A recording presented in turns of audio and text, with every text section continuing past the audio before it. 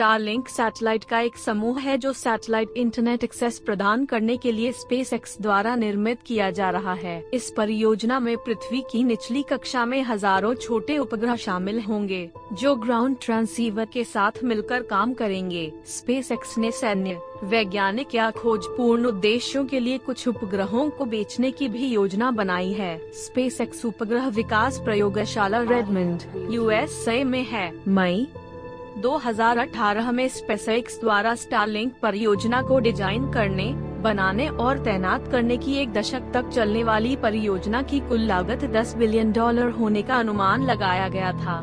Project development 2015 में शुरू हुआ। फरवरी 2018 में लॉन्च होने वाले पहले 2 प्रोटोटाइप टेस्ट फ्लाइट उपग्रहों के साथ मई 2019 में परीक्षण उपग्रहों का दूसरा सेट तब आया जब पहले 60 ऑपरेशनल सैटेलाइट्स लॉन्च किए गए थे। 2020 में स्पेसएक्स एक बार में 60 सैटेलाइट लॉन्च कर रहा है। 2021 या 2022 तक निकट वैश्विक सेवा प्रदान करने के लिए 260 किलोग्राम अंतरिक्ष यान के 1584 उपग्रहों को तैनात करने का लक्ष्य है। स्पेसएक्स नवंबर 2020 तक उत्तरी अमेरिका और कनाडा को सार्वजनिक बीटा परीक्षण के लिए लक्षित कर रहा है। 600 किलोमीटर से ऊपर की कक्षाओं में हजारों उपग्रहों को रखने और खगोल विज्ञान पर संभावित प्रभाव के परिणाम स्वरूप अंतरिक्ष मलबे के दीर्घकालिक खतरे के बारे में चिंताएं उठाई गई हैं। हालांकि स्टारलिंक उपग्रह कक्षाओं को 550 किलोमीटर या उससे कम कर दिया गया था और स्पेसएक्स कथित रूप से हल करने का प्रयास कर रहा है। स्पेसएक्स ग्रह के कम सेवा वाले क्षेत्रों में सैटेलाइट इंटरनेट कनेक्टिविटी प्रदान करने का इरादा रखता है।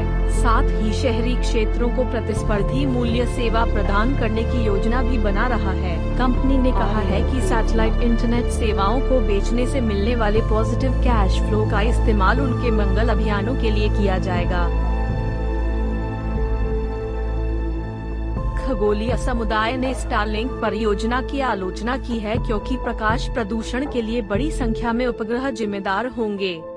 खगोलविदों का दावा है कि दृश्यमान उपग्रहों की संख्या आकाश में सितारों की तुलना में अधिक हो जाएगी और ऑप्टिकल और रेडियो तरंगदैर्घ्य दोनों में उनकी चमक पृथ्वी पर वेधशालाओं से अंतरिक्ष की खोज को गंभीर रूप से प्रभावित करेगी, क्योंकि स्टारलिंक उपग्रह बिना देखे परिक्रमा की अपनी कक्षाओं को बदल सकते हैं। उपग्रहों के व्यवधानों के कारण प्रयोगों को स्थगित करना संभव नहीं होगा। अंतर्राष्ट्रीय खगोलीय संघ और राष्ट्रीय रेडियो खगोल विज्ञान वेधशाला ने इस मामले पर चिंता व्यक्त करते हुए आधिकारिक बयान जारी किए हैं।